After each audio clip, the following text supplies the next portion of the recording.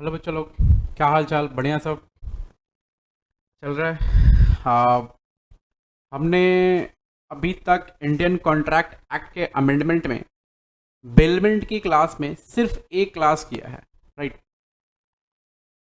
Bailment और pledge मिलाकर दो क्लासेस होंगे, एक बेलमेंट का और फिर एक बेलमेंट का कुछ प्लस प्लेज। तो बिना समय गंवाए, बिना कुछ टाइम वेस्ट किए हुए हम लोग स्टार्ट करते हैं डायरेक्टली कि भाई बेलमेंट और प्लेज हमारा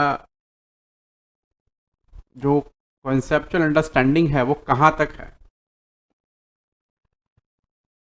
सबसे पहले बता दूं कि जितना कुछ भी अभी तक मैंने पहले आर में पढ़ाया आपको, उसको अच्छे से रिकैप्चुलेट कर लेंगे। पॉइंट्स वगैरह जो उसके हैं, जो लॉजिकल पॉइंट्स हैं, उसको थोड़ा सा मगअप करेंगे। रीज़न बीइंग कि इट्स अ सब्जेक्टिव पेपर, लिखना होता है और आपको पता है इतिहास की बहुत ज़्यादा ही डिस्ट्रक्टिव सिचुएशन होता है इंस्टीट्यूट का when it is about the law paper. तो मेरे को लगता है कि जो अभी पास्ट टर्म का जो रिजल्ट आया है उसमें अराउंड 80-85% जो है लड़के लॉ में फेल हुए, ठीक है, ऑन ऑल इंडिया बेसिस। तो मैं इसीलिए आपको थोड़ा सा कॉशियस रखना चाहता हूँ कि आप इस चीज़ को समझें और just feel the sincerity of the subject. और जब भी कोई भी लेक्चर हो जाए उसके होने के बाद आप उसको मगअप जरूर करें, मतलब पॉइंट वाइज या फिर थोड़ा सा लॉजिकल वाइज, जैसे आप जा सकते हैं, वट एवर इट इज़, आप जैसे जाइए। चलो कोई बात नहीं, स्टार्ट करते हैं अपने। एक बार सब कोई प्यार से बोल दो, हर हर महादेव। हमने अभी तक जो पढ़ाई किया है बेलमेंट पे, पहले वाले क्लास में क्या पढ़ा है हमने कि बेलमेंट क्या होता है, टाइप्स ऑफ बेलमेंट, और पढ़ा है rights of bailor and rights of belly. उसके बाद हमने पढ़ा है थोड़ा सा टर्मिनेशन ऑफ बेलमेंट कब होता है। ये 3-4 पॉइंट्स हमने पढ़े, ठीक है। मैं आपको कंटेंट का जो सीक्वेंस है ना वो दिखा देता हूँ। देखो, इस कंटेंट के सीक्वेंस में हमारा राइट्स ऑफ बेलर हो गया, राइट्स ऑफ बेली हो गया, टर्मिनेशन ऑफ बेलमेंट हो गया, करेक्ट। और मतलब अगर हमारे पास 11 पॉइंट्स हैं तो वी हैव डन 1 2 3 4 5, मतलब 50% पॉइंट इज ओवर।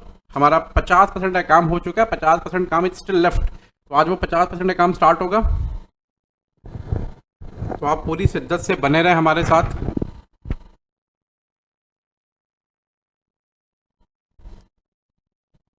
चलिए, ड्यूटीज ऑफ बेलर से हम स्टार्ट करेंगे। पिछले वाले क्लास का रिकैपिटुलेशन नहीं कराऊंगा, रीजन बीइंग कि जल्दी क्लास खत्म करना है, कंटेंट बहुत कवर करना है, इसलिए। Duties of baler.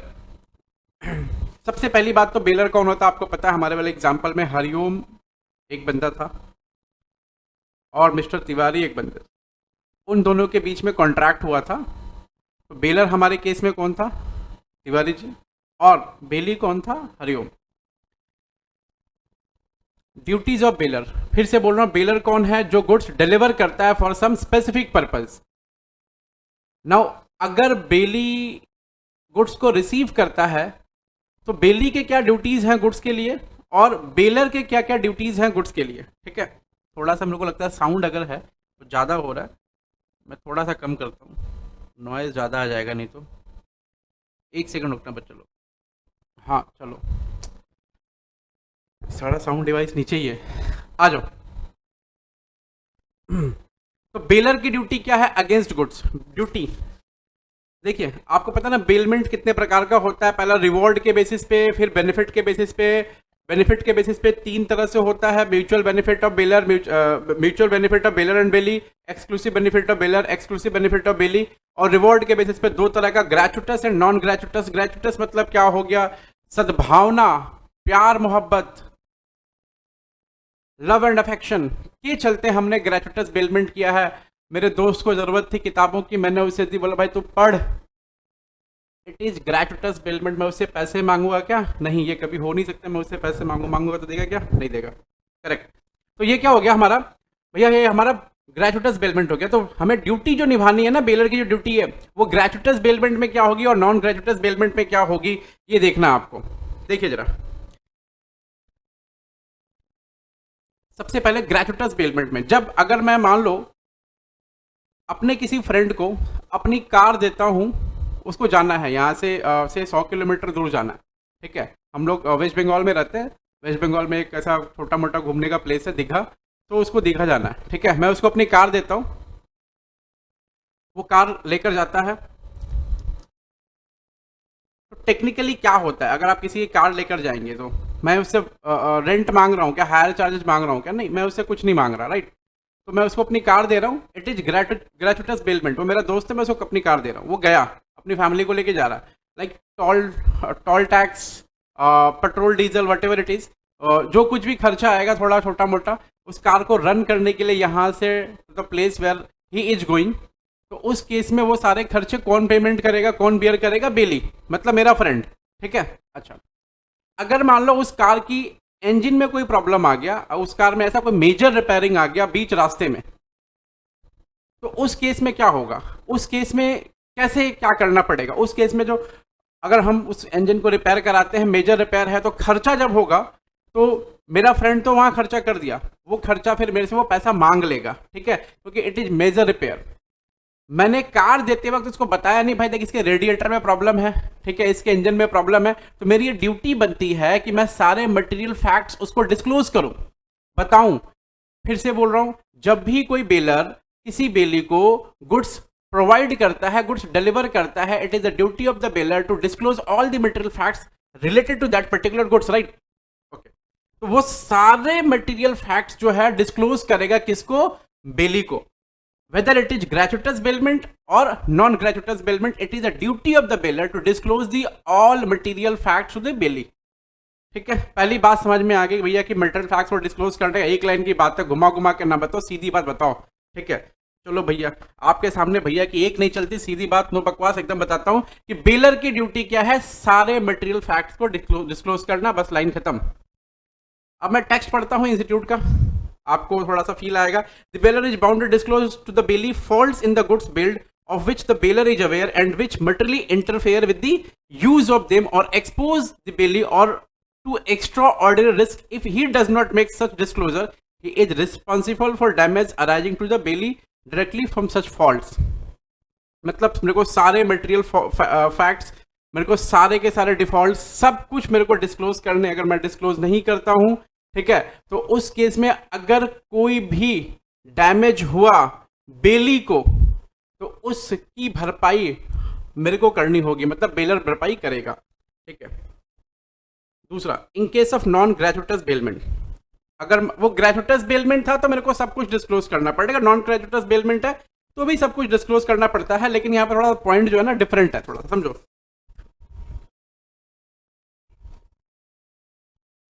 असली बात इसमें कहाँ फंसती है कि भाई अगर मान लो कोई गड़बड़ हो गया तो फिर उस केस में रिस्पॉन्सिबल कौन होगा, वेदर इट इज बेली और वेदर इट इज बेलर। तो भाई अगर बेलर ने, ग्रेचुटस बेलमेंट ने बोल रहा हूँ, बेलर ने फैक्ट डिस्क्लोज नहीं किया है और अगर कोई गड़बड़ हो गई तो कौन रिस्पॉन्सिबल होगा?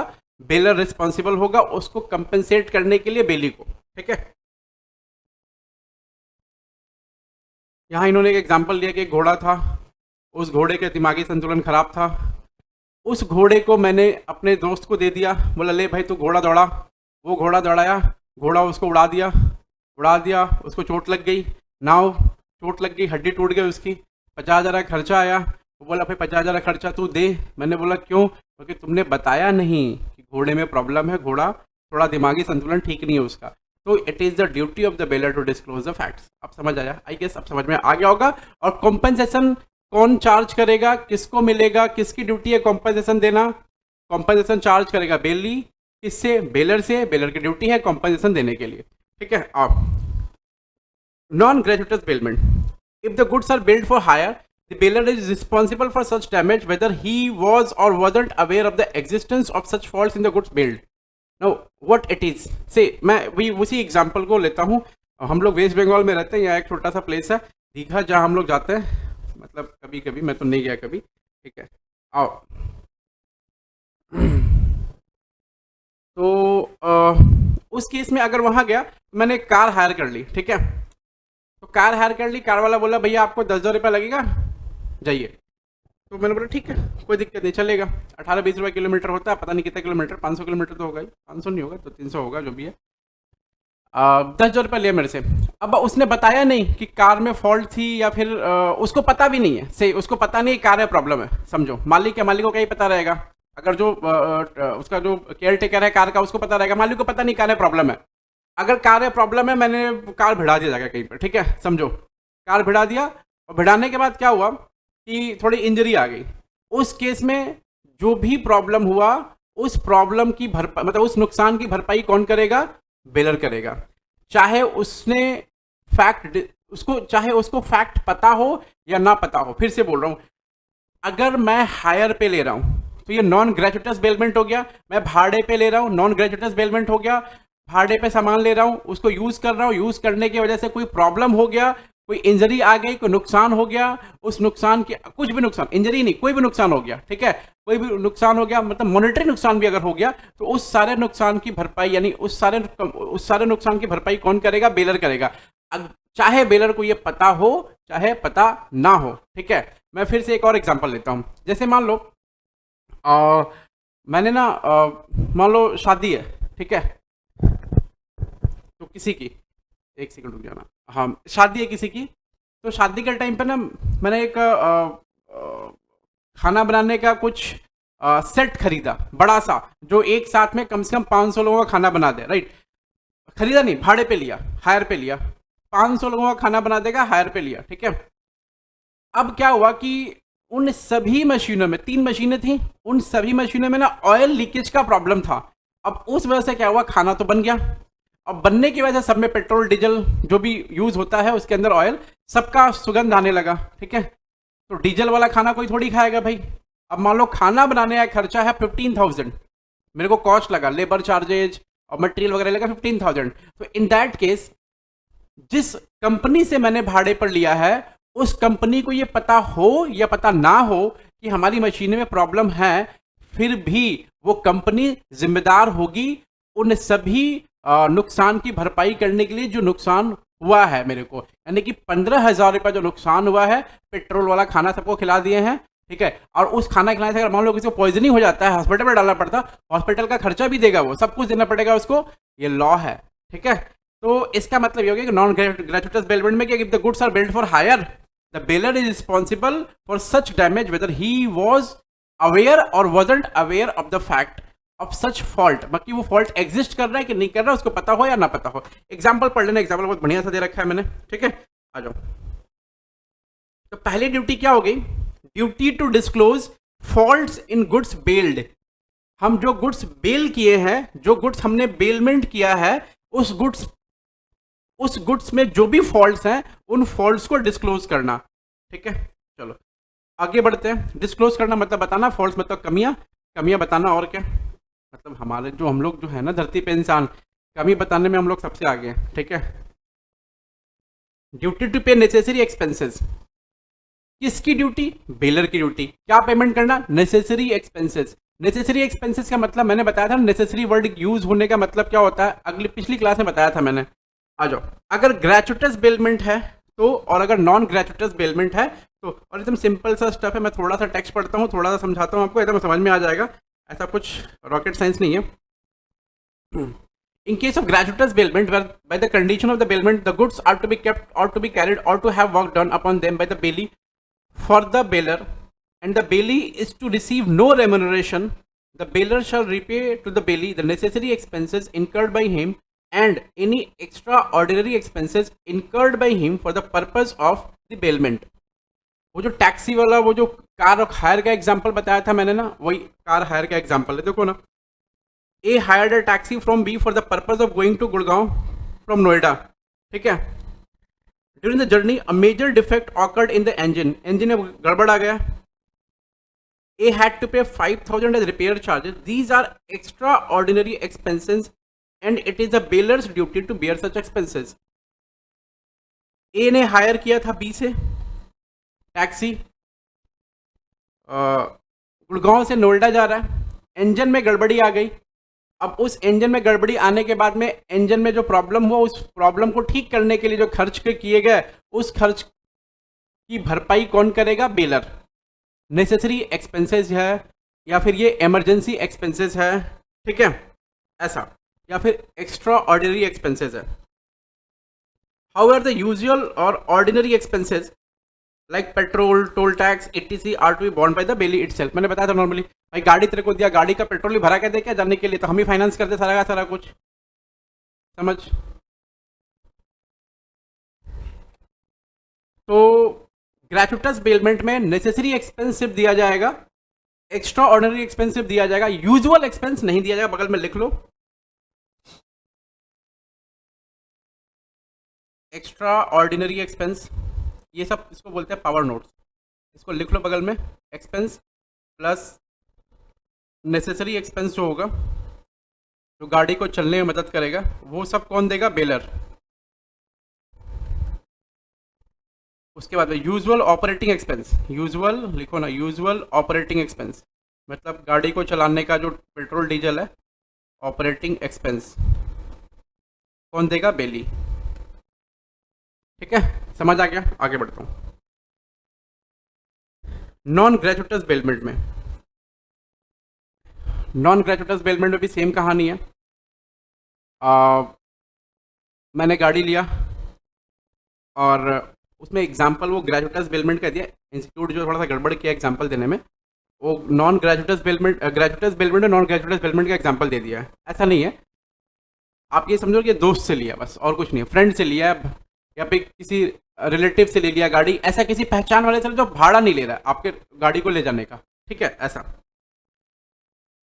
नॉन ग्रेचुइटस बेलमेंट में भाई हम तो भाड़े पे लेंगे गाड़ी, रेंट करेंगे कैब, रेंट करेंगे कार, ठीक है। तो उस केस में भी एक्स्ट्रा ऑर्डिनरी एक्सपेंस जो होगा वो बेलर पेमेंट करेगा, यूजुअल एक्सपेंस जो रहेगा वो कौन पेमेंट करेगा? वो कोई पेमेंट नहीं करेगा। यूजुअल एक्सपेंस जो रहेगा वो भी बेलर ही पेमेंट करेगा। भाई तुम भाड़ा किस बात का ले रहे हो? ठीक है, वो बोल दिया 20 रुपये किलोमीटर लूंगा और कुछ आपको भराना नहीं पड़ेगा। जैसे मैं ना पिछले साल गया था जयपुर ऐसे घूमने के लिए, तो जयपुर, जैसलमेर और एक और पता नहीं कौन सा था, जोधपुर, ये 3 सिटी का मेरा वो था, 3-4-5 दिन का टूर था। तो उस केस में क्या था, मेरे को एक कार चाहिए था, तो मैंने बोला कि कार चाहिए, तो बोला ठीक है सर कार देते हैं आपको। तो वो कार 2500 किलोमीटर चला, तो 2500 किलोमीटर में उसने जो भी चार्ज किया होगा मेरे से जो भी चार्ज किया उसका जो भी लगा, न मेरे से पेट्रोल का पैसा मांगा, न मेरे से कोई और चीज़ का पैसा मांगा, ठीक है, न टोल टैक्स, कुछ नहीं मांगा। हाँ, एक जगह क्या था कि गाड़ी कहीं रुकी हाईवे पे, तो उसको पेट्रोल लेना था, भूल गया, तो उसके पास पैसे ज़्यादा नहीं थे, तो मेरे को बोला सर पेमेंट कर दीजिए। तो हम बोला कि पेमेंट तो ऑलरेडी उनको किया हुआ। बोला अच्छा आप कर दीजिए, आपको रिम्बर्स कर देंगे हम, क्योंकि अभी पैसा है नहीं पास में। तो बोले ठीक है, तो पेमेंट किया मैंने। तो वो क्या था, वो just for the time being वो पेमेंट किया गया था, लेकिन उसने मेरे से कुछ पैसे नहीं मांगे। इसका मतलब कि नॉन ग्रेजुएटस बेलमेंट अगर है, हायर चार्जेस, हायर पे हम गाड़ी ले रहे हैं, तो भाई 20 रुपये पर किलोमीटर, 30 रुपये पर किलोमीटर वो ले रहा है, तो मैं उसको डीजल का खर्चा नहीं दूंगा, टोल टैक्स का खर्चा नहीं दूंगा, मैं उसको कुछ नहीं दूंगा, वो सब कुछ उसमें इंक्लूडेड है, समझ रहे ना। तो वो सब कुछ कौन बियर करेगा? बेलर बियर करेगा। In case of non graduate bailment, the bailor is liable to pay extraordinary expenses incurred by the bailee. तो सब कुछ वही बियर करेगा। अगर मैं कुछ खर्चा कर देता हूं तो उसने क्या बोला कि सर आपको रिम्बर्समेंट कर देंगे हम, समझ रहे हैं आप? ऐसा यहां बगल में लिख लो ना, हिंदी में लिख लो, यहां सब कुछ बिलर पेमेंट करेगा, पे करेगा, ऐसा स्पेलिंग लिख लो, ठीक है ना। यहाँ सब कुछ बेलर पेमेंट करेगा, ठीक है। Duty to indemnify the bailee for the premature termination. Premature termination का समझते हैं, वक्त के पहले वादा तोड़ देना, इसको बोलते हैं प्री मैच्योर टर्मिनेशन। और पिछली क्लास में समझाया था मैंने, जैसे मान लो मैंने अपने मित्र को एक किताब दिया, बोला हे मित्र ये पुस्तक तुम रखो, इस पुस्तक को तुम पढ़ो। मैंने उससे पूछा भाई कितने दिन के लिए चाहिए? बोला भाई मेरे को 15 दिन के लिए चाहिए, मेरे कुछ एग्जाम्स हैं, 15 दिन के लिए चाहिए। 8 दिन में मेरे एग्जाम्स आ गए। मैंने बोला भाई पुस्तक वापस कर दो, ठीक है। उसने पुस्तक वापस कर दी, पुस्तक मतलब किताब वापस कर दी, ठीक है। तो what was the period of bailment? 15 दिन भैया, पीरियड ऑफ बेलमेंट 15 दिन था, लेकिन प्री मैच्योर टर्मिनेशन हो गया, मैच्योरिटी नहीं आई बेलमेंट के पीरियड की, उसके पहले हमने बेलमेंट के पीरियड को टर्मिनेट कर दिया। This is called premature termination. बुझाया? Okay. Bailor must compensate the bailey for the loss or damage suffered by the bailey that is in excess of the benefit received where he had lent the goods gratuitously and decides to terminate the bailment before the expiry of the period of bailment.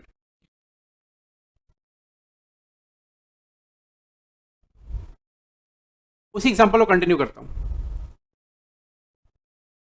मैंने अपने दोस्त को दी किताब 15 दिन के लिए, मैंने उससे वो किताब 8 दिन में वापस मांग लिया, ठीक है। अब वो किताब वापस मांगने के बाद क्या है कि उसको जो किताब पढ़ने से जितना बेनिफिट हुआ, उस बेनिफिट से अगर उसको अधिक नुकसान हो गया तो इस नुकसान की भरपाई मैं करूंगा। It is the duty of the bailor to indemnify this kind of loss. मैं थोड़ा इसको उसमें ले जाता हूं, न्यूमेरिकल में ले जाता हूं, समझो। मैं ना एक मशीन बाई किया, ठीक है, मैं बाई नहीं, रेंट पे लिया मशीन, जिससे क्या बनता है, जिससे बनता है मिठाई, चमचम। चमचम समझते हैं? नहीं। यहाँ आप आएंगे कोलकाता में तो you will have a lip smacking and gastronomic delights of foods. तो उसमें एक मिठाई भी बहुत खास चीज़ है। तो कोलकाता की मिठाई इज़, वैसे बोलते हैं ना, कोलकाता की मिठाई वर्ल्ड फेमस है, तो ऐसा वर्ल्ड फेमस है, तो आप खाएंगे उसको। हमारे यहाँ पे स्पेशल टाइप की मिठाई उसको हम चमचम बोलते हैं, ऐसा पतला सा लंबा सा होता है, ठीक है। उसका टेस्ट बड़ा अच्छा होता है, थोड़ा खाओ पता चलेगा। आइए ना कभी कोलकाता में, ठीक है, आइए ज़रा। तो मैंने एक रेंट पे लिया एक मशीन जिससे चमचम बनता है, और उस चमचम को बेचकर मैं से 1 लाख कॉन्ट्रैक्ट है मेरा, चमचम को बनाकर बेचने का, करेक्ट। तो चमचम को बनाकर बेचने का 1 लाख कॉन्ट्रैक्ट है, और मैंने 1 महीने के लिए मशीन को हायर पे लिया है, ठीक है। अब क्या हुआ कि उस मशीन को जिसने मेरे को हायर पे दिया था वो आया 15 दिन में मांग रहा है मेरे को मशीन। बोला भैया आप कुछ भी करिए, मेरे को मशीन दीजिए, आप भले ही कुछ भी करिए।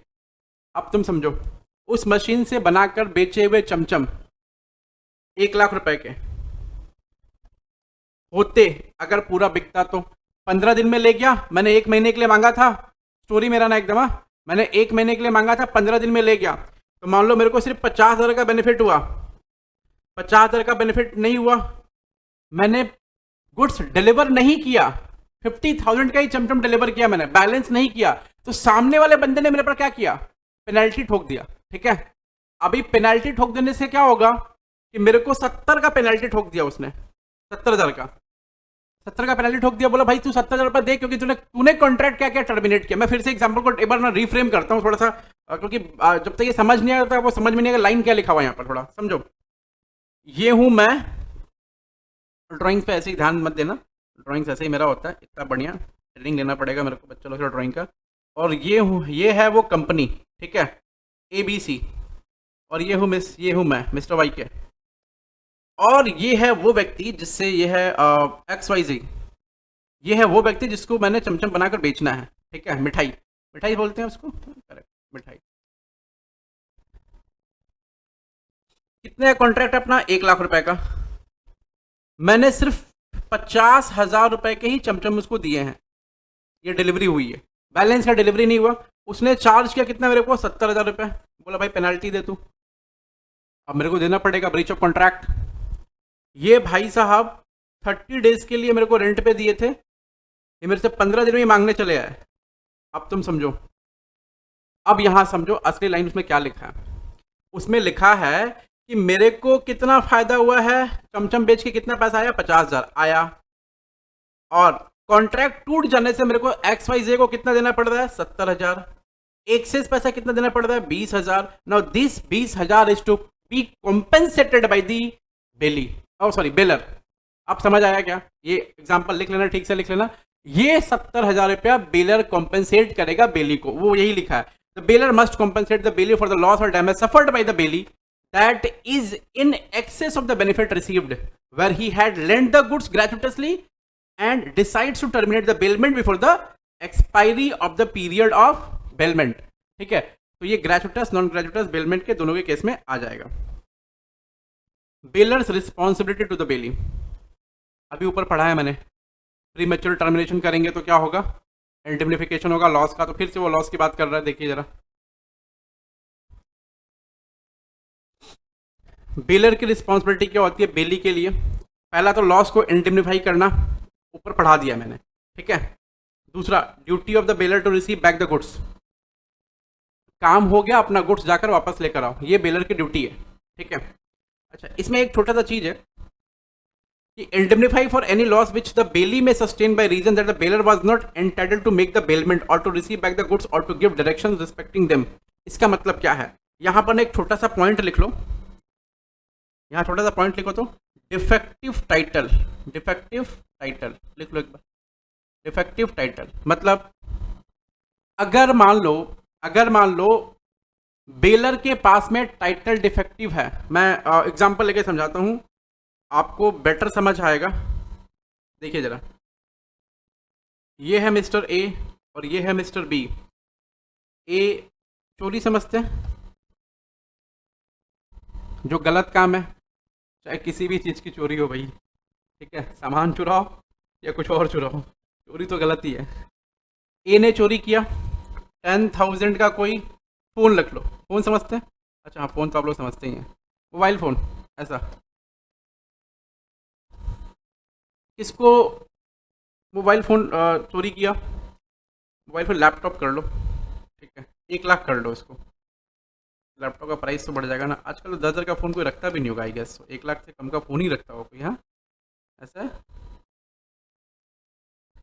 3 2 5 लैपटॉप, एक लैपटॉप चोरी किया और चोरी करके बी को क्या किया, रेंट पे दे दिया। मैंने लास्ट क्लास एग्जांपल लिया था कि रेंट पे लैपटॉप मिलता है 6,000 पर मंथ के रेंट पे दे दिया लैपटॉप इसको। वो टीवी वाला एग्जांपल भी लिया था, टीवी बनाने के लिए दिया मैंने, और वो टीवी को किसी को दे दिया, बोला क्रिकेट मैच देखो, वो भी एग्जांपल लिया था मैंने। ये लैपटॉप चोरी का है और ये रेंट पे दे दिया बी को, उसका रेंट कितना है, से 10,000, ऐसा, उसका रेंट कितना है 10,000।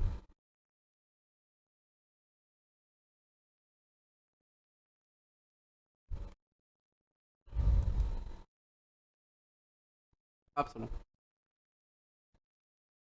जिस अब आप तो जैसे फाउंडेशन के बच्चे हैं तो आपको तो पता ही होगा कि ये चोरी का है, मतलब ए के पास में गुड टाइटल नहीं है, डिफेक्टिव टाइटल, ये तो बताना नहीं पड़ेगा, सेल ऑफ गुड सेट में आपने सब कुछ पढ़ा ही है। किसके पास डिफेक्टिव टाइटल पड़ा हुआ है, ए के पास डिफेक्टिव टाइटल पड़ा हुआ, क्या ए उस लैपटॉप को रेंट करने के लायक है क्या, नहीं है सर।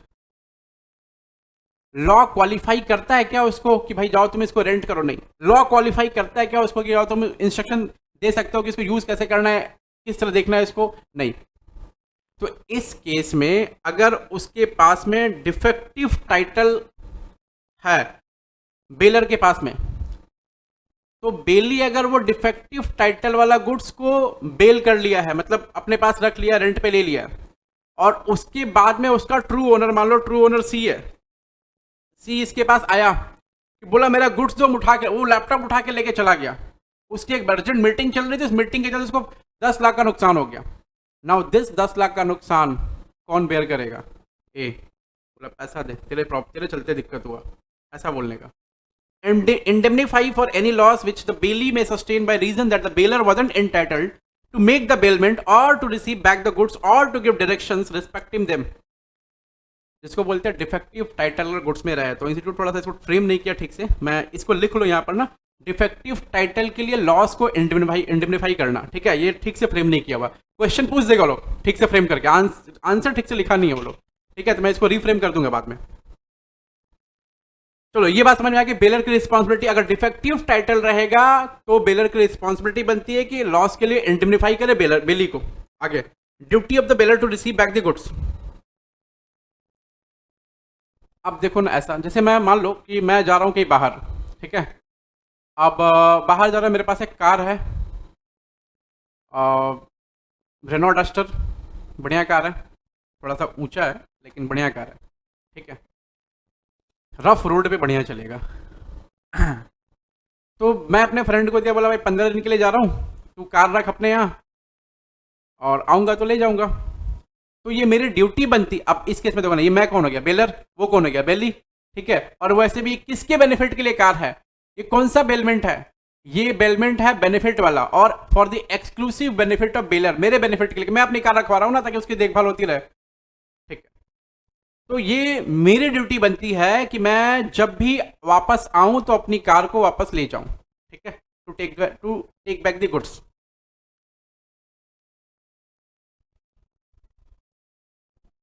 अब समझो मेरे दोस्त के पास में अगर कार को रखने का वो नहीं है, जगह नहीं है, तो वो एक है ना गराज ना रेंट पे लिया ना, गराज का रेंट कितना हो गया, 5,000 पर मंथ। तो अब वो गराज का जो 5,000 पर मंथ रेंट है ना, वो कौन पे करेगा, मैं पे करूंगा। It is the duty of the bailor to pay the necessary expenses if that necessary expenses is incurred by the bailee to maintain the goods in its original condition या to safe keep the goods, ऐसा समझ रहे हैं। It is the duty of the bailier to receive back the goods when the bailee returns them after the termination after the time of bailment has expired। मतलब मैं आ गया, 15 दिन बीत गया, वो कार्ड लेके आया हूँ करते हुए और मेरे को दे दिया, और the purpose of bailment has been accomplished, या फिर मैं इसको यूज करने लिया था, जैसे यूज का पर्पज खत्म हुआ, वो ला के मेरे को दे दिया। If the bailor refuses to take the delivery, अगर मैं डिलीवरी लेने से मना करता हूँ, it is offered at the proper time, the bailee can claim compensation for all necessary expenses incurred for the safe custody. अगर मैं मना करता हूँ लेने के लिए, तो फिर वो जितना दिन के बाद, जैसे मैं 15 दिन तक नहीं आया, 15 दिन के बाद आना था मेरे को, नहीं आया, मैं 2 महीने के बाद आया, तो 2 महीने तक वो जहां रखेगा उसका खर्चा देना पड़ेगा, और 15 दिन तक भी अगर वो जहां रखेगा ना, उसका भी खर्चा उसको देना पड़ेगा। समझ रहे हैं आप, मतलब बेलमेंट के पीरियड में भी अगर उसके पास जगह नहीं है रखने को, कहीं रख दिया, तो भी खर्चा देना पड़ेगा बेलर को। और बेलर अगर अपना टाइम पीरियड बता के गया कितने दिन में आ जाऊंगा, उतने दिन में नहीं आया बेलर अगर, और जब आया बेलर, तो उस वक्त जितने दिन के लेट से आया वो, उतने दिन अगर वो गुड्स जहां रहेगा वहां का भी खर्चा देना पड़ेगा, या फिर जो भी एक्सपेंस इनकर होगा उस गुड्स को ठीक से रखने के लिए, उस गुड्स को ठीक से रखने के लिए वो एक्सपेंस देना पड़ेगा।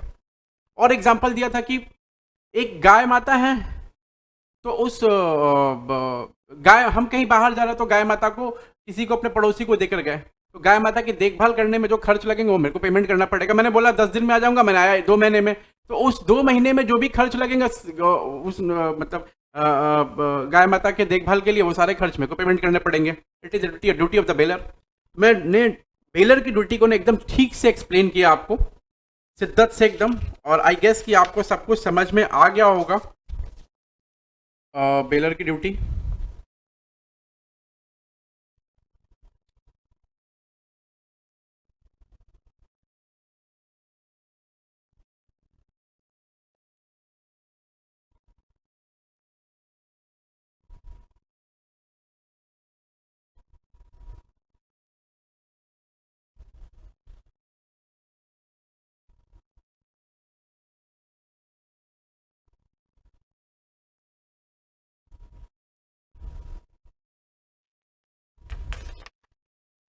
चलो, तो अब हम आगे बढ़ते हैं बेली की ड्यूटी पर। अच्छा, एक और एग्जांपल में छोटी सी चीज डालता हूँ। मान लो जो गाय थी, गाय के बछड़ा हो गया, ठीक है, ऐसा, तो उस केस में क्या मेरे पास सिर्फ गाय वापस आएगी या फिर गाय का बछड़ा भी वापस आएगा? सर, गाय और गाय का बछड़ा भी दोनों वापस आएगा, दोनों पर मेरा ओनरशिप है, दोनों पर मेरा अधिकार है, ठीक है। वो ऐसा बोलेगा सर आपके जानने के बाद गाय का बछड़ा हुआ है, बछड़ा मैं रखूंगा, नहीं, आप ऐसा नहीं रख सकते, ठीक है। वो दोनों ही गुड्स वो दोनों ही वापस आएंगे, ठीक है। इंडियाज 41 पढ़ते हैं हम लोग, इंडियाज 41 में हम लोग एग्रीकल्चर के ऊपर में, उसमें हम लोग लाइव स्टॉक बोलते हैं इसको, जो भी हम लोग पालते हैं, पशु पालते हैं, उन सभी को हम लोग लाइव स्टॉक बोलते हैं, और उसकी भी अकाउंटिंग होती है इंडियाज 41 में, इंटरनेशनल अकाउंटिंग। जब सीए फाइनल में आप जाएंगे तो इसको पढ़ेंगे आप, राइट। आइए जरा, तो ड्यूटीज ऑफ बेलर में क्या था, पहला है कि बेलर को सारा डिस्क्लोज करना पड़ेगा, फॉल्ट जो भी है किसमें, गुड्स में, और चाहे वो ग्रेजुटस बेलमेंट हो चाहे नॉन ग्रेजुटस बेलमेंट हो। दूसरा, नेसेसरी एक्सपेंस जो रहेगा वो बेलर को पेमेंट करना पड़ेगा, बेली को, चाहे वो ग्रेजुटस बेलमेंट हो चाहे वो नॉन ग्रेजुटस बेलमेंट हो। ग्रेजुटस बेलमेंट नेसेसरी एक्सपेंस पेमेंट करना पड़ेगा या एक्स्ट्राऑर्डिनरी एक्सपेंस पेमेंट करना पड़ेगा ग्रेजुटस बेलमेंट में। और जो नॉर्मल जो यूजुअल खर्चा रहेगा ऑपरेशन का वो कौन पेमेंट करेगा? बेली ही पेमेंट कर लेगा, यूज कर रहा गुड्स को इसलिए। और नॉन ग्रेजुएटर्स बेनिफिट में सारा कुछ, जैसे मैंने बताया था कि मेरा जयपुर का जो ट्रिप था उसमें जो कार थी 2,000-2,500 किलोमीटर चली, उसका सारा खर्चा उसने दिया, मेरे को कुछ नहीं देना पड़ा क्योंकि वो मेरे से पैकेज ले लिया था, ठीक है। ऐसा लॉस को इंडिमनिफाई करना, अगर प्री मैच्योर टर्मिनेशन करते हैं तो उस प्री मैच्योर टर्मिनेशन होने के बाद अगर बेली को कोई नुकसान होता है, उस नुकसान की भरपाई करेगा कौन? बेलर। अच्छा, नुकसान की भरपाई करने के टाइम पे एक बात याद रखा जाएगा कि बेली ने जितना बेनिफिट लिया है उससे ज्यादा का नुकसान उसको हो गया है, तो उस एक्स्ट्रा नुकसान की भरपाई वो कौन कर देगा? बेलर कर देगा, ठीक है। उसके बाद में बेलर की रिस्पॉन्सिबिलिटी आ गई। बेलर की रिस्पॉन्सिबिलिटी दो चीज में आती है, एक अगर डिफेक्टिव टाइटल है तो कॉम्पनसेशन देना पड़ेगा बेली को, अगर बेली को कोई भी नुकसान होता है तो। और डिफेक्टिव टाइटल का मतलब आप भली भांति समझ रहे हैं, ठीक है। उसके बाद अगर बेलर की रिस्पॉन्सिबिलिटी बनती है को अपना गुड्स वापस लेकर के जाए, अगर गुड्स वापस लेकर नहीं जाता तो गुड्स को मेंटेन करने में जो भी खर्चा लगेगा वो खर्चा कौन पेमेंट करेगा? बेलर पेमेंट करेगा, ठीक है। आई गेस आपको बात समझ में आ गई। चलो आगे बढ़ते हैं।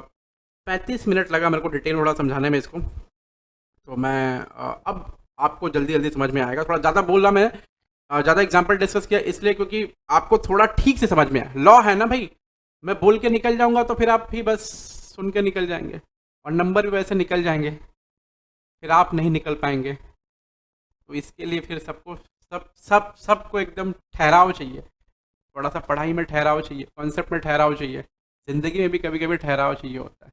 Life is too fast sometimes, life is too slow sometimes, तो समटाइम्स वी नीड व्हाट? ठहराव, बस।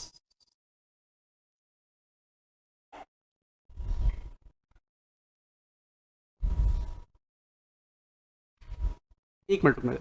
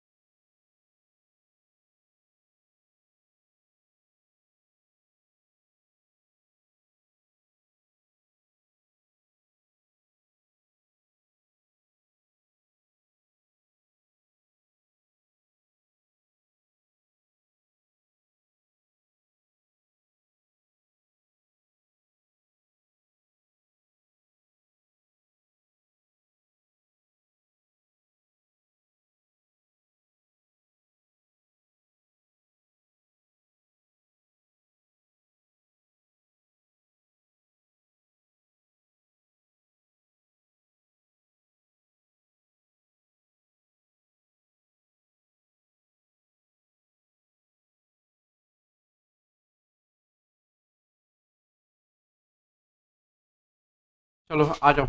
अरे बीच बीच में एकदम सफाई वाली दीदी आ गई, थोड़ा उनको इंस्ट्रक्शन देना पड़ा। Now duties of the belly.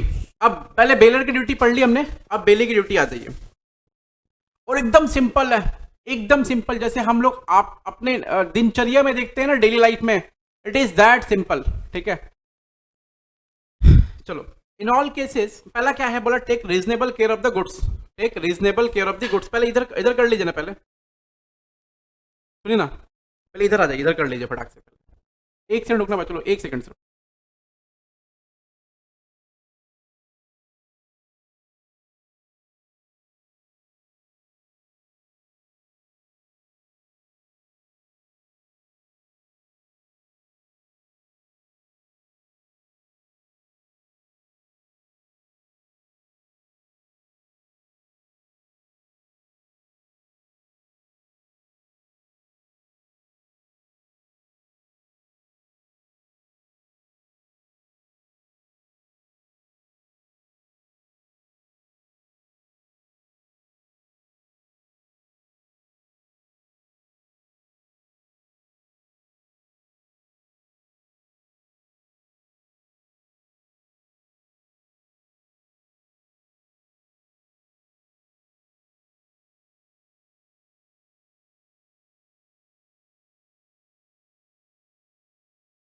चलो आ जाओ।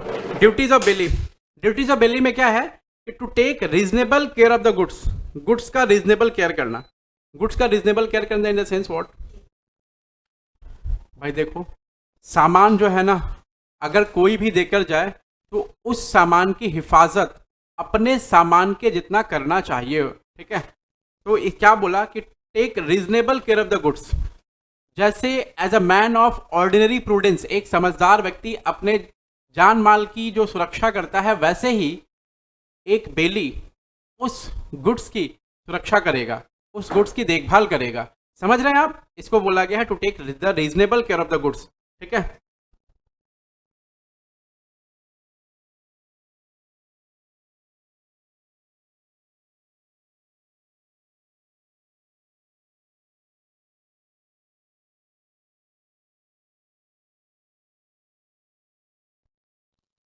In all cases of bailment, the bailee is bound to take as much care of the goods bailed to him as a man of ordinary prudence would, under similar circumstances, take care of his own goods of the same bulk, quality and value as the goods bailed.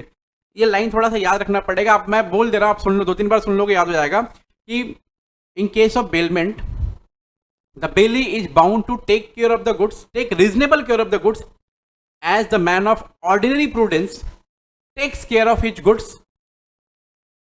full stop। ठीक है। Goods being the same value, same quality and same quantity, वो same quality same quantity के हिसाब से ही goods रहे। जैसे मान लो jewellery है, तो ज्वेलरी का जैसे अपनी ज्वेलरी का जितनी आप सुरक्षा करते हैं वैसे उस ज्वेलरी की भी सुरक्षा करेंगे। अपनी कार की सुरक्षा ऐसे करते हैं, उस कार की भी सुरक्षा करेंगे। ये नहीं कि उसकी ज्वेलरी को छोड़ दिया ऐसे ही, फेंक के रखा है रास्ते में, बाहर फेंक दिया, बोला पड़ा हुआ रहने दो ना, क्या है, कौन ले जाएगा, ले जाएगा तो मेरा क्या जाएगा। अरे भाई ऐसा थोड़ी होता है, बहुत मुश्किल है।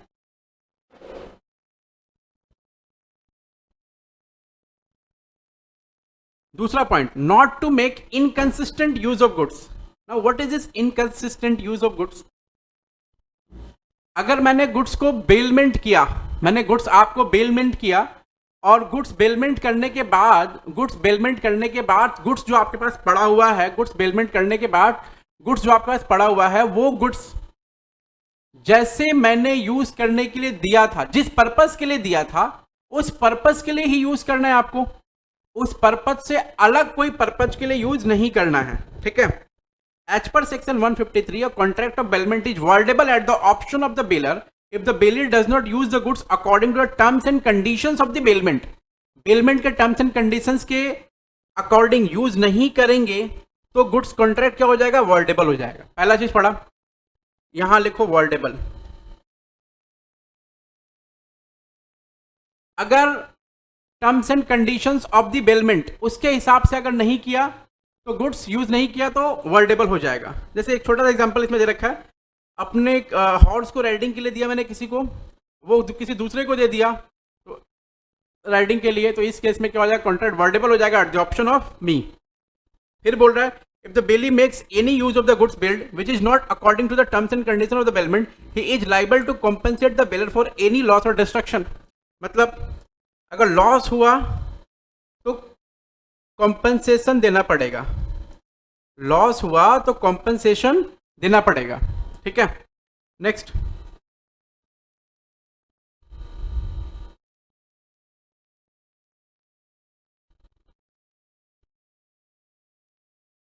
दो ही चीज है और कुछ नहीं है।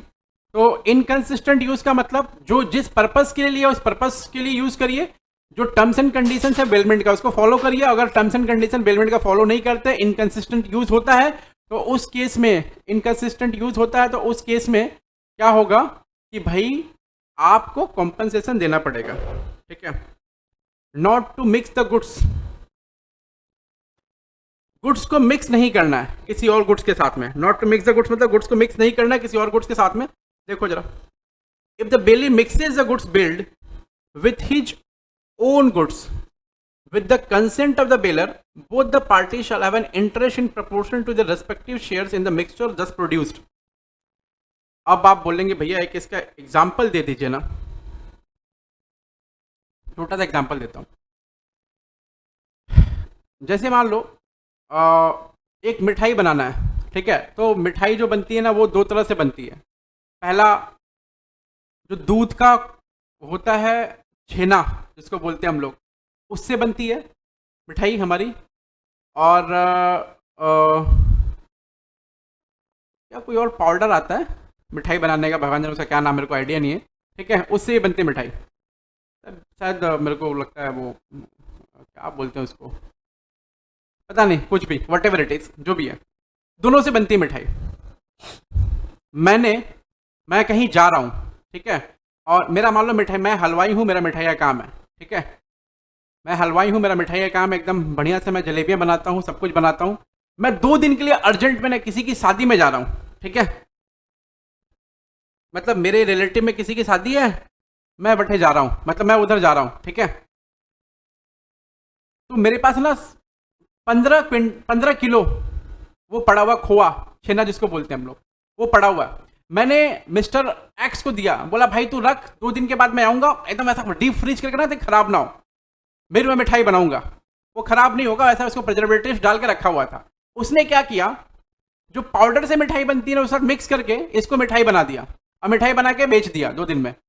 अब देखो ना, बेच दिया तो क्या होगा, उस मिठाई को बेचने से जितना फायदा हुआ, उस फायदे मेरे छेना का प्रपोर्शन जितना था, वो प्रपोर्शन का बेनिफिट कौन लेगा, मैं लूंगा, बस यही बोला हुआ, ठीक है।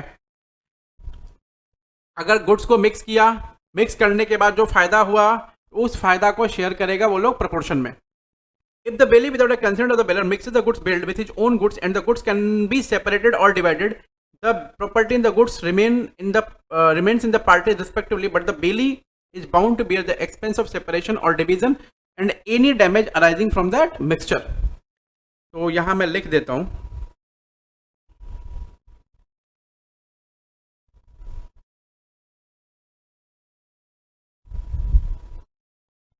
यहाँ मैं लिख देता हूँ एक बार, यहाँ लिखो ना, मिक्स करके बेचा, मिक्स करके सेल किया, प्रपोर्शन में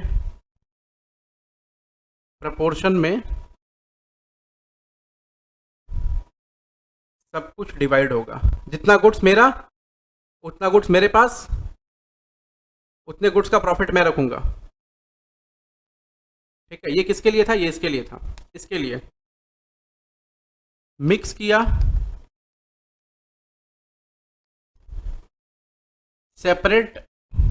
सेपरेशन का एक्सपेंस बेली बियर करेगा, बेली बियर करेगा, ये लिख दो, ठीक है। फिर नीचे, अगर गुड्स सेपरेट नहीं हो सकता, मिक्स किया, not separable, not separable, baler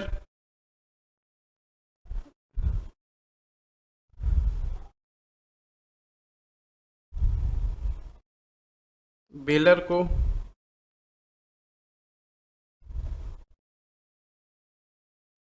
Bailey compensate करेगा, सेट करेगा, ठीक है। मिक्स किया, नॉट सेपरेबल, बेलर को बेली कॉम्पेंसेट करेगा, बात समझ में आ गई। एग्जाम्पल्स आप पढ़ लेना। Return the goods, it is the duty of the belly, अच्छा उसका ड्यूटी क्या है कि भाई गुड्स को रिटर्न लेना, इसका ड्यूटी क्या है, गुड्स को रिटर्न देना, बस इतना ही काम है। बेलर के डायरेक्शन पे बेली गुड्स रिटर्न करेगा without demand of anything else, ठीक है। If the default of the bailey, the goods are not returned, delivered or tendered at the proper time, he is responsible for the bailor for any loss, restriction, deterioration. Normal सा चीज़ है, बताया आपको मैंने कि time पे, यहाँ लिख लो, time पे रिटर्न करेगा,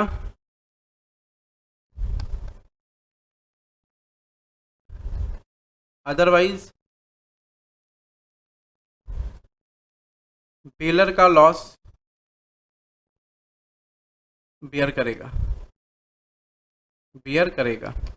टाइम पर रिटर्न करेगा, अदरवाइज बेलर का लॉस बियर करेगा। उसके बाद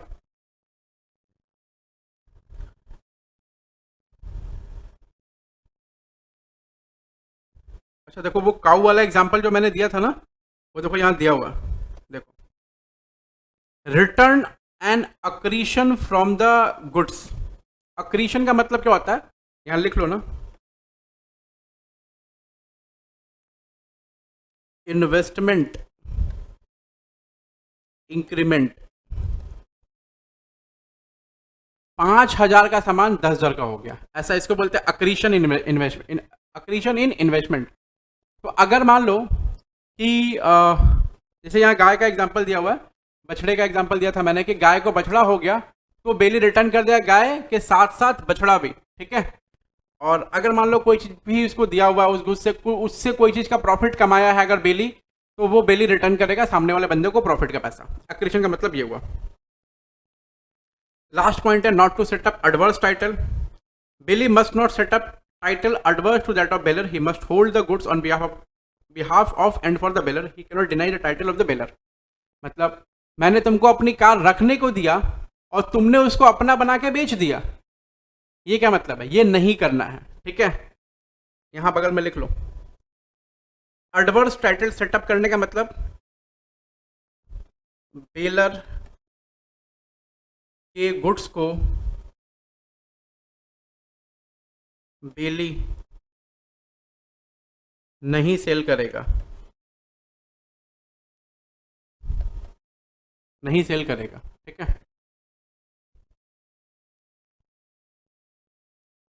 तो ड्यूटीज हो गया हमारा कंप्लीट। आइए अब राइट्स पढ़ लिया हमने, ड्यूटीज वगैरह पढ़ लिया, टर्मिनेशन हो गया था। अब आते हैं हम लोग लियन पर। इंपॉर्टेंट पार्ट है लियन। लियन का मतलब क्या होता है पहले डिस्कस करते हैं। लियन का मतलब क्या है? लियन मतलब रिटेन करना गुड्स। देखो जैसे ए बी को लोन दिया, ठीक है। ए बी को लोन दिया और बी जो है ये 1 लाख का लोन दिया।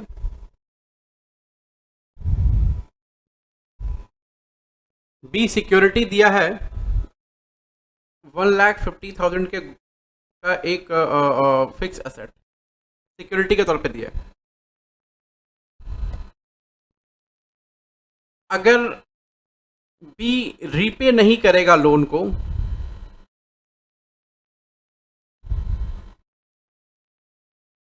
बी अगर रीपे नहीं किया लोन, तो उस केस में क्या होगा? उस केस में क्या होगा?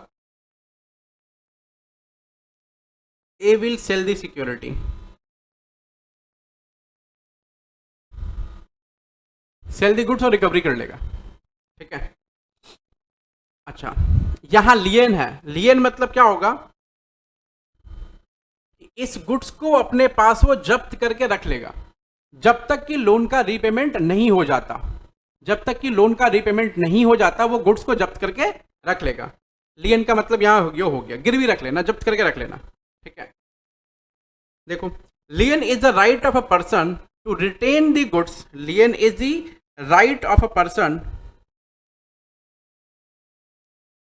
लियन is the right of a person to retain the goods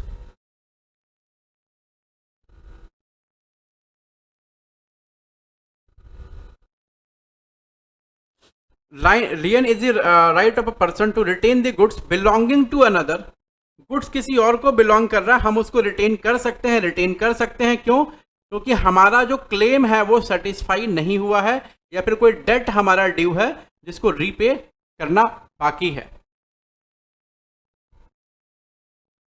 फिर से बोल रहा हूं, हम किसी भी इंसान के गुड्स को, यानी किसी भी पर्सन के गुड्स को क्या कर सकते हैं? रिटेन करके अपने पास रख सकते हैं अगर उस व्यक्ति से मिलने वाला क्लेम मेरे को नहीं मिला है, या फिर उस व्यक्ति से मिलने वाला लोन का पैसा मेरे को नहीं मिला है, ऐसा इस केस में, ठीक है। until his claim is satisfied or some debt due to him is repaid, in that case only we can exercise the lien, ठीक है। तो लियन क्या है? एक व्यक्ति का राइट है, राइट है, किसी एक पर्टिकुलर पर्सन का राइट है क्या करना? गुड्स को रिटेन करने का। कब तक? जब तक उसका क्लेम सेटिस्फाई नहीं होता या डेट सेटिस्फाई नहीं होता है, तब तक, ठीक है। आइए जरा, तो हमारे पास लियन दो प्रकार के होते हैं। कौन कौन से लियन होंगे? लियन दो प्रकार के होंगे, एक है पर्टिकुलर लियन और दूसरा है जनरल लियन। पर्टिकुलर लियन का मतलब क्या है? पर्टिकुलर लियन का मतलब क्या है?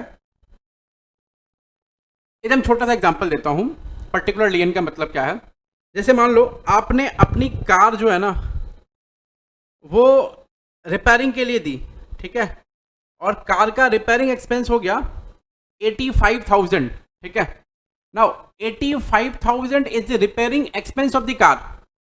अब उस रिपेयरिंग एक्सपेंस का पेमेंट आप नहीं करना है सामने वाले बंदे को रिपेयर करने के लिए, किया जिसने, तो वो क्या कर सकता है, आपकी कार को रिटेन कर सकता है until his claim is satisfied. जब तक उसका क्लेम सेटिस्फाइड नहीं होता है तब तक वो कार को रिटेन करके रख सकता है। Now you are getting my point? Okay, तो पहली बात क्या होगी कि लियन, पर्टिकुलर लियन का मतलब क्या है कि एक पर्टिकुलर गुड्स के अगेंस्ट में काम हुआ है या फिर पर्टिकुलर गुड्स के अगेंस्ट में कोई पर्पज अचीव हुआ है और उस पर्पज के बदले क्या मिलना था, पैसा, वो नहीं मिला है तो मैंने गुड्स को रख लिया। ठीक है, ये पर्टिकुलर लियन हो गया। और पढ़ते हैं text. It is a right to retain only the particular goods in respect of which the claim is due. एक लाइन की बात है, in respect of which the claim is due. हम उस गुड्स को रिटेन करेंगे, पर्टिकुलर गुड्स को जिसके रिस्पेक्ट में क्लेम ड्यू है। कार के रिस्पेक्ट में क्लेम ड्यू है, कार को रिटेन कर लिया। एक और एग्जांपल देता हूं, ठीक है।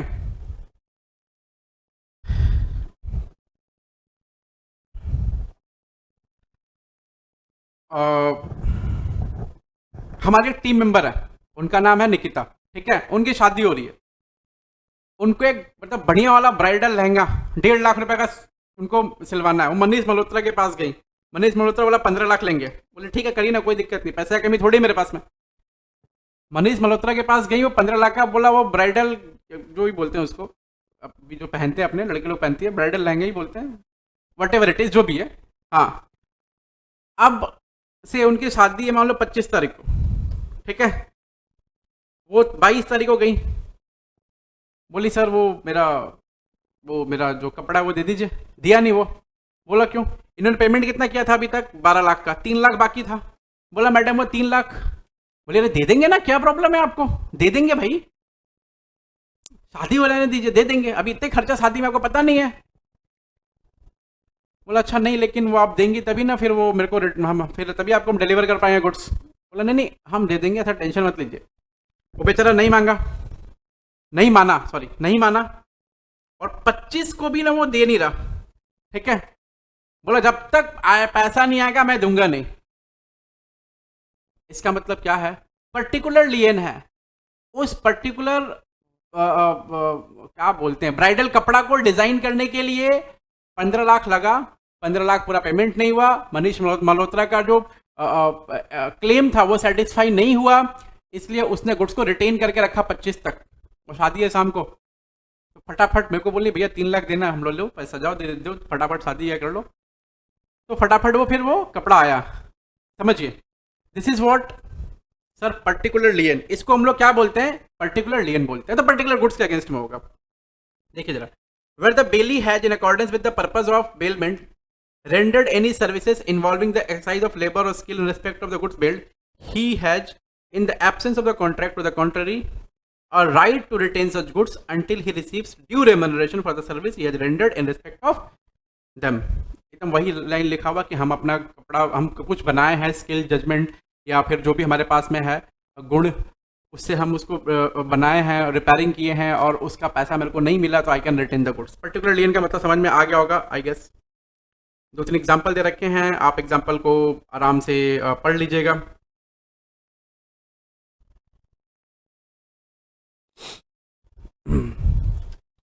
जनरल लियन, जनरल लियन का मतलब क्या है, देखो ये किसी पर्टिकुलर गुड्स के अगेंस्ट में नहीं होगा, ये किसी पर्टिकुलर गुड्स के अगेंस्ट में नहीं होगा, लेकिन मेरा पैसा ड्यू है ना, इसलिए हम उसको रख लिए अपने पास में, समझिए। मैं एक छोटा सा और एग्जाम्पल देता हूँ। क्या दूं अभी, सुनो। मैं एक टेलर के पास जाता हूँ, ठीक है, कपड़ा सिलवाने के लिए, ABC टेलर, ठीक है। अब मैं ABC टेलर के पास गया, जाता हूँ रेगुलर कपड़ा सिलवाने के लिए, मेरा उसके पास में 5,000 ना स्टिचिंग चार्जेस ड्यू है, स्टिचिंग चार्जेस 5,000। ऐसे मतलब जाता रहता हूँ, वो ड्यू होता है, ड्यू पेमेंट करता हूँ, वैसे ड्यू होता है, पेमेंट करता है, ऐसा करता रहता हूँ। तो एक बार ना 5,000 ड्यू था उसके पास में, मेरे को अचानक से कहीं जाना था, एक अलग तरह का, मतलब मेरे को कपड़ा सिलवाना था, उसका 25,000 जो है स्टिचिंग एक्सपेंसेस हो रहा था, 25,000। मैंने उसको 25 दिया, बोला भाई फटाक से ये 25 एडवांस है, जल्दी से तू एकदम सिल के दे देना मेरे को 26 को जाना है, मान लो 25 को जाना है, 25 को शादी है, ठीक है, अभी हमारे एग्जाम्पल में कौन था, हमारे टीम मेंबर निकिता, उनका शादी है, 25 को जाना, 25 को सिल के दे देना। बोला ठीक है। मैं भी पहुंचा 25 को सुबह सुबह, मेरे को दिया ही नहीं वो। हम बोले 25 तेरे को दिए भाई, मैंने 25,000 रुपया मैंने अपने कपड़े के दिए तेरे को सिलने के, तो वापस दे मेरे को। बोला नहीं सर, वो पर्टिकुलर लियन था, पर्टिकुलर लियन का आपने क्लियर कर दिया पैसा, पर्टिकुलर लियन में नहीं कर सकता, लेकिन मैं जनरल लियन कर सकता हूं। क्यों? क्योंकि आपका 5,000 रुपया पहले का बाकी है। हम बोले यार गजब समस्या है, तो इसलिए मैंने उसको 5,000 रुपया वापस दिया और फिर उसने मेरे को कपड़ा दिया, फिर मैं गया। ठीक है, ऐसा। तो जनरल लियन का मतलब क्या है? It is a right to retain the goods not only for demand arising out of the goods retained but for a general balance of account in favour of a certain person. मेरे को लगता है आपको example भली भांति समझ में आ गया होगा। ये एग्जाम्पल भी आप पढ़ लेना, इंस्टीट्यूट का एग्जाम्पल है, मे भी समझ आया नहीं है, लेकिन आप पढ़ लेना एक बार, ठीक है। इसमें और एक लाइन बोला हुआ है कि देखो, section 171 states that right is available to the bankers, factors, wharfingers, policy broker and attorney of law. ये लोग कोई भी काम रोक सकता है, कोई भी चीज रिटेन कर सकता है अगर उनका कोई जनरल पैसा भी ड्यू है तो। जैसे वॉरफिंगर का एग्जांपल लेते हैं, वॉरफेज होता है, वॉरफिंगर जो होता है, आपको बताया मैंने जब सेल ऑफ गुड्स पढ़ा रहा था, तो जो फॉरेन से गुड्स आता है, क्या बोलते हैं तो, पानी के जहाज में, तो उसको जब एंकर, उसको जब जगह नहीं मिलता है उसको लगाने का, गुड्स को साइड करने का, तो वो कहीं भी बीच में पोर्ट और इसके बीच में वार्फ होता है, बीच में एक जगह वार्फ के पास में रुकता है वार्फेज, और गुड्स उतर के वार्फ पे रखा जाता है, उसको बोलते हैं वार्फेज, वार्फ बोलते हैं। वार्फ पे रखा हुआ गुड्स जो होता है, उसका चार्ज जो होता है उसको बोलते हैं वार्फेज, और जो चार्ज लेता है उसको बोलते हैं वॉरफिंगर। ठीक है, तो वॉरफेज जो लिया जाता है, वो वॉरफेज का पैसा कौन किसको देगा? वॉरफिंगर को देगा। कौन? जो गुड्स का मालिक है वो। अगर वो नहीं देता है तो वॉरफेज वाला, वॉरफिंगर जो है वो गुड्स रिटर्न नहीं करेगा उसको। समझिए, मान लीजिए पहले का ना कोई 1,000-1,500 रुपया ड्यू है, और अभी का वॉरफेज चार्ज आया है 20,000 रुपया, तो अभी का मैंने दे दिया, लेकिन फिर भी वो गुड्स रिटर्न नहीं कर रहा है। क्यों? क्योंकि बोला भैया पहले का 1,500 रिटर्न करिए। दिस इज जनरल लियन, समझ रहे ना, पर्टिकुलर लियन नहीं है ऐसा।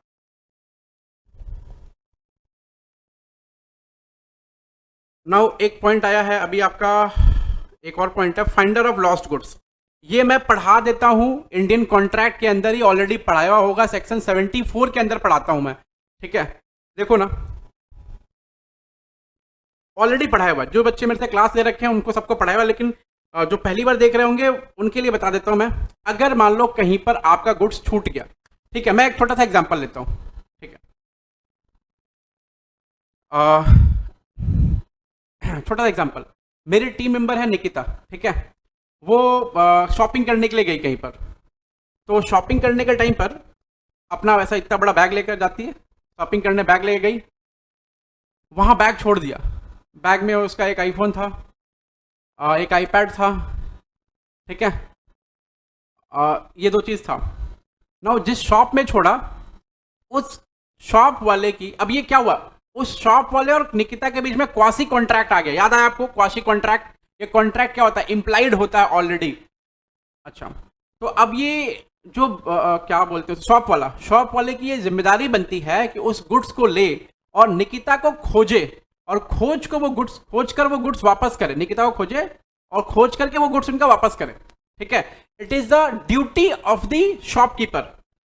देखो ऊपर लिखा है right of finder of lost goods. अब देखो, ये तो पहली बात आपको बताया कि ड्यूटी ये बनती है। दूसरी बात, मान लो वो आईपैड और आईफोन को रखने का खर्चा हो जाता है बहुत सारा, ठीक है, तो उस खर्चे का खर्चा कौन पेमेंट करेगा?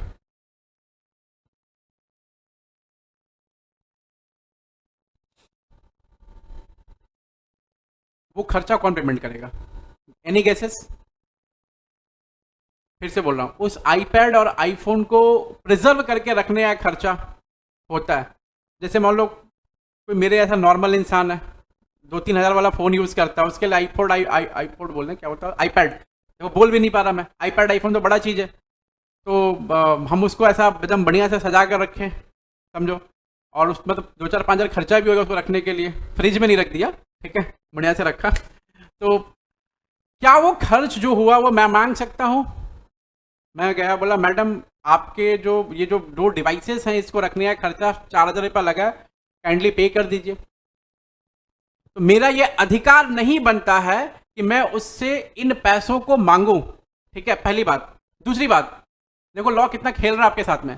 पहली बात तो मेरा अधिकार बनता ही नहीं है कि मैं इन पैसों को उससे मांगूं, और दूसरी बात, जब तक वो मेरे को मेरे एक्सपेंस के पैसे देंगे नहीं मैं गुड्स रिटर्न करूंगा नहीं। क्या मुश्किल है ना। बोला आप मांग नहीं सकते पैसा लेकिन अगर आपको पैसे मिले नहीं तो आप रिटर्न मत करना। अजीब समस्या है। चलो तो ये लाइन याद रहेगा, मैं उससे पैसे नहीं मांग सकता, यानी फाइंडर ऑफ द गुड्स पैसे नहीं मांग सकता किससे?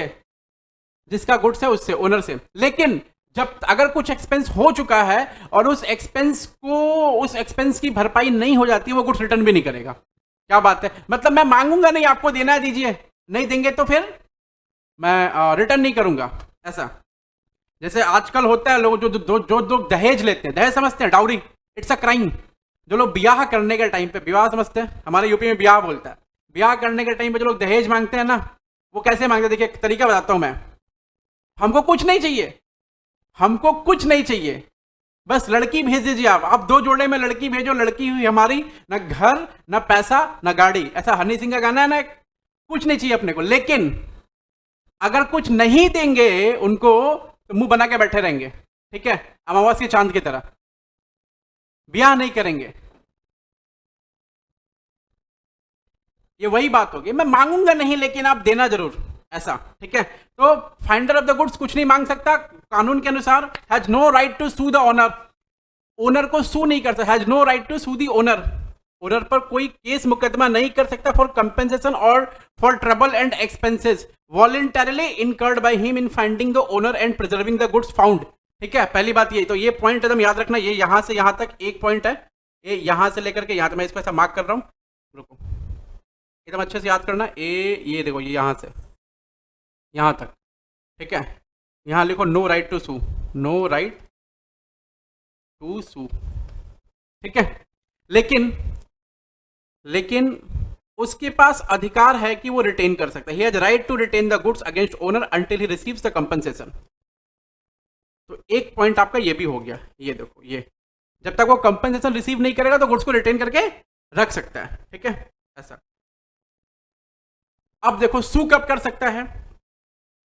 अगर मान लो निकिता मैडम ने बोला कि भैया आपके दुकान में ना मेरा वो छूटा है, आईपैड, पर्स, बैग, इसका उनका बड़ा सा बैग है, वो छूट गया, उसमें बहुत सामान है, जो वो बैग हमको ला करके देगा उसको मैं 5,000 रुपया दूंगी।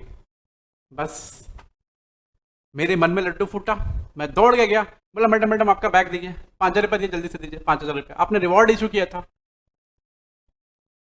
अब वो अगर पैसा नहीं देती है ना, I can sue him, I can sue her, ठीक है, मैं उन पर केस फाइल कर सकता हूं। अब मेरे को राइट आ गया है लॉ के द्वारा कि भाई मैं उन पर केस फाइल कर सकता हूं, I can file a suit against her, ठीक है, समझ रहे हैं आप। तो सूट कब फाइल करेंगे? अगर उसने रिवॉर्ड देने के लिए बोला है तो सूट फाइल कर सकते हैं, रिवॉर्ड कुछ देने के लिए नहीं बोला है, सामने वाला बंदा सिर्फ मम है तो आप नहीं देंगे, नहीं मांगेंगे कुछ, लेकिन वो देगा नहीं तब तक आप गुड्स को रिटर्न भी नहीं करेंगे, ऐसा। तो इसको लिखवा दूं क्या, या फिर ऐसा आप लिख लेंगे इसको? मैं लिखवा ही देता हूँ थोड़ा थोड़ा करके। नो राइट टू सू, लेकिन ये लिखे, यहाँ लिखो, बट, बट नहीं, आप हाउ, एग्जाम में क्या लिखना, हाउ एवर, मैं छोटा लिख रहा हूँ इसलिए बट लिख रहा हूँ, ठीक है। बट अगर, अच्छा बट अगर तो एक ही हो गया ना,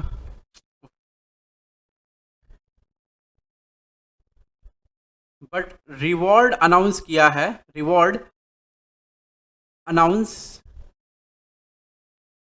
किया है तो, बट रिवॉर्ड अनाउंस किया तो can file suit, can file suit, ठीक है। अब उसके बाद सेक्शन 169,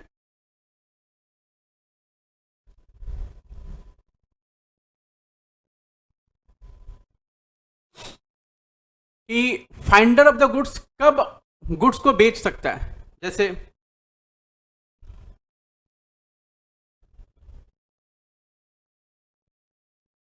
देखो, अगर किसी का गुड्स छूटा, मैं दुकानदार हूँ, मेरे यहाँ गुड्स छूट गया, देखो क्या छूटा, और फिर से ले आते हैं मैडम को एक बार, फिर से मैडम है मेरे शॉप में शॉपिंग करने के लिए, ठीक है, और फिर से वो बैग छोड़ के चली गई, और इस बार से फिर से उनके बैग में आईफोन और एक आईपैड पड़ा हुआ है, और साथ में एक मिठाई का डब्बा छोड़ के गई है, ठीक है, उसमें लिखा हुआ है स्पेशल कस्टमाइज मिठाई, ठीक है, डोंट टच इट, ऐसा लिखा हुआ उस पर। अब छोड़ के चली गई, अच्छा मेरे यहाँ से सामान भी नहीं लिया उन्होंने, ठीक है, चली गई। अब सामान लेती तो क्या उनका रिकॉर्ड रहता ना, मैडम ये आपका फ़ोन नंबर है, ये आपका एड्रेस पता है, हम खोज लेंगे आपको इजीली। अब मैं उनको खोज रहा हूँ, दोनों मिठाई का डब्बा और वो उसके लिए खोज रहा हूँ, भाई मिल जाओ मेरे, मैं देना चाहता हूँ, ये दोनों रिटर्न करना चाहता हूँ, it is your belongings, just take it and go, लेकिन मेरे को मिल ही नहीं रहा बंदा, तो मैं क्या करूँ? देखो दो चीज़ें हैं, जो आईपैड और क्या था आईफोन, वो ख़राब तो नहीं होगा ना पड़े पड़े उस, ठीक है, लेकिन मिठाई तो ख़राब हो जाएगी पड़े पड़े, उसको बोलते हैं पेरिशेबल नेचर का गुड्स। तो if the goods is of perishable nature, तो फिर मैं उसको बेच सकता हूं, उसको खा सकता हूं, ठीक है, ऐसा। अगर गुड्स पेरिसेबल नेचर का है और जैसे जैसे दिन बीतेंगे उसकी वैल्यू कम होती जाएगी और गुड्स खराब हो जाएगा, सड़ जाएगा, तो फिर वो कोई काम का नहीं आएगा। मान लो उस गुड्स का प्राइस था 6,500 तो मैं उसको बेच दूंगा, लो भाई कस्टमाइज मिठाई है खा लो, मतलब जो भी है वट एवर इट इज, नहीं तो 2 दिन के बाद खराब हो जाएगा। तो मैं कब बेच सकता हूं? गुड्स अगर पेरिसिंग नेचर का है तो जल्दी से बेच सकता हूं। दूसरा, और कब बेच सकता हूं मैं खोज रहा हूं उनको, कंधे पे सूरज लेके खोज रहा हूं, मिल नहीं रही है, कहां गई मैडम, आपका गुड्स छूटा हुआ है। तो अगर इतनी मेहनत के बाद भी नहीं मिलता है कोई जिसका गुड्स छूटा हुआ है, तो जितने भी मैंने एक्सपेंसेस किए हैं उनको खोजने में, वो सारे एक्सपेंसेस मैं रिकवर कर लूंगा गुड्स को बेच के। कैसे? अगर खोजने का खर्चा गुड्स के कॉस्ट से 75% ज्यादा है तो देखो यहां लिखा हुआ है, when the lawful charges of the finder in respect of the thing found amount to 2/3 of the its value, मतलब अगर मान लो आईफोन और आईपैड का मिला करके मोटा मोटी कॉस्ट अगर 1,50,000 रखें, ठीक है, इसका 75% कितना होगा? फिर से तुम लोग कैलकुलेटर खुलवाएगा मेरे से,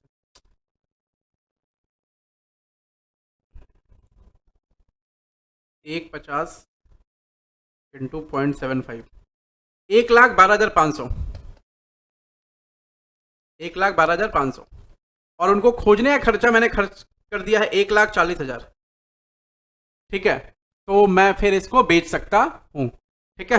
तो ये भी हमारा हो गया फाइंडर ऑफ लॉस्ट गुड्स। अभी कुछ नहीं बचा हुआ, एक टॉपिक बचा हुआ हमारा जिसका नाम है प्लेज, पाउंडर एंड पाउंडिंग।